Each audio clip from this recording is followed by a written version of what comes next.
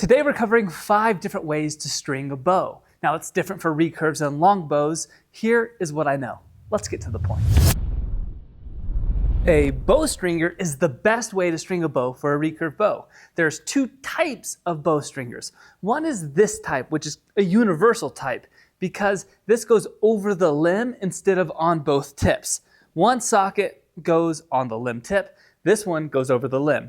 The other type of bow stringer, both of them are pockets like this, but probably smaller, and it's made for specific types of bows or bows with the exact same size of tip overlay. The downside to that type is you can't use it on all bows. The upside is sometimes they fit better than a universal type. Here's how I use the universal type. So with a recurve bow like this, I'll put the string loop on the bottom tip overlay, and then I'll have the string slide over the top here. This allows me to place the pocket on one side, and then you'll want to make sure the string is on the belly of the bow. Then on the other side, we'll put this right inside the string loop. From there, this is nice. It's kind of like a deadlift. You can put one foot on the bowstring like this. If you need it to be further down, you can spread your legs out like that. From here, you can pull up and then just slide the string over top. The reason this works so good on a recurve is that this piece stays hooked into the recurve, whereas a longbow, it doesn't do that as well. To release the string, it is extremely easy.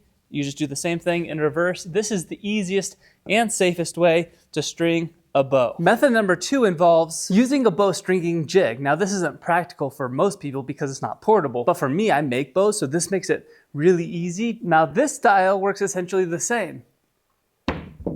There's one piece of wood drilled into the wall here with a piece of leather on it. We've got a place for the handle. And so all I have to do is use my body weight to pull down the limb.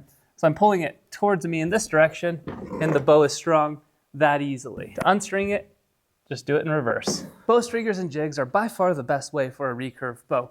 But long bows, bow stringers don't work quite as well because it doesn't have the curve at the end for the piece to sit onto. If you have one that slides over both ends, that doesn't cover up the string groove, that can work great. But there's a couple methods you can do with a long bow that doesn't include using a stringer. This method takes a little bit more skill and is easier the taller the bow is. And I think the reason I don't enjoy this method is because I shoot a lot of bows that are above 45, 50 pounds, and they're not always super long bows. So the leverage on this can get a little bit difficult. But you put this first side down on your foot, your hand goes on the handle, and you're gonna push away from yourself and pull the string up the limb at the same time like that. Now this is a lighter 35-pound bow, so it's a little bit easier for me to do.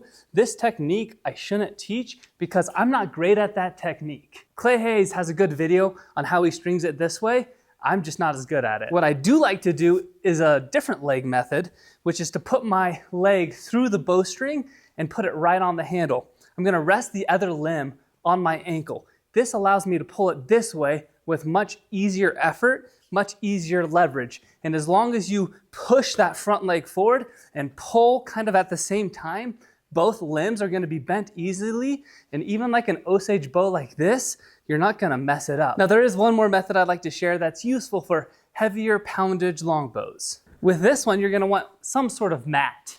The main difference here is instead of wrapping the bottom limb on your leg, you're gonna put this bottom limb on the mat, and that'll allow you to leverage the floor. Big warning here, make sure the mat is soft enough that you're not gonna break off that tip overlay. I did this a few years ago, and I put it directly on concrete. Terrible decision, and it broke the tip overlay off.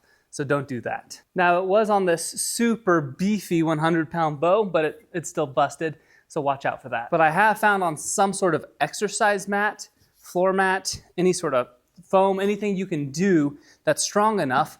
The reason I like to do this one on the ground is it allows you to have more leverage and really lean your body down into it. And this allows you to string heavier poundage bows. So instead of going on my leg, I'm gonna go on the ground. The possibility of messing up is that you pull just the top limb and don't bend the bottom. When I'm gonna bend it, I'm allowing my leg to drop a little bit to allow the bottom limb and the top limb to bend evenly, and that'll keep the tiller accurate. I'd recommend using a bow stringer whenever you can, but it is cool to have skills of being able to string the bow in various different methods if you need that. Do whatever works best for you and take a little bit of time and practice on your technique. I think it's useful to sit down and put the string on and off 20 times when you're not just stringing it to shoot. This will allow you to really dial in that technique to make sure you keep the bow safe and yourself safe whenever stringing a bow.